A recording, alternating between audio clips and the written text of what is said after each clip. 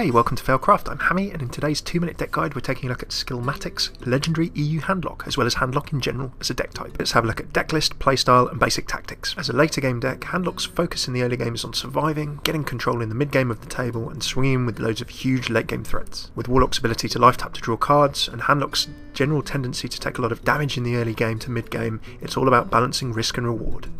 Warlock Coil not only gives you minion control, but make sure that you can draw. Zombie Chow is excellent for drawing and controlling the table against aggro. Dark Bomb fulfills a similar purpose and can also nuke in the late game. Ancient Watcher combos well for tanking up and can also be silenced to make sure that you can attack and control minions early. Iron Beak Owl is for punching through tanks, silencing your watchers or taking out key enemy threats. Sunfury Protector is the cheap taunt that will let you set up big walls with your giants and also with Ancient Watchers if need be. But Game Hunter is for counter control against big enemy legendaries and minions. 2 Hellfires can make sure that you can control the table against aggro. Shadow Flame combines well with either Ancient Watcher in the early game or bigger attack minions in the late. You can strafe away the table by killing one of your own giants or even kill your own Sylvanas for a control play. Defender of Argus in a double also gives you even more tanking options as well as that additional useful attack buff. Twilight Drake is very much a tank, combos well with the Sun Furies and the Defender of Arguses and can be an awkward trading threat in itself in the mid game.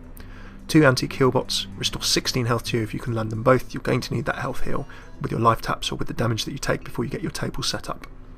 Lotheb's the mid-game big body that not only denies spells but also enables you to start trading. 2 Sludge Belchers again gives you a lot of protection and lets you set up your big giants.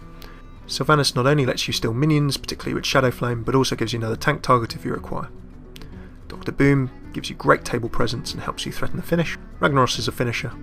Get his damage down, but obviously when you're set up behind tanks. Mountain Giants and Molten Giants give you 2 different options. You can draw into a turn 4 or 5 Mountain Giant. If you go second, have coin, or if you're able to draw a lot in the early game.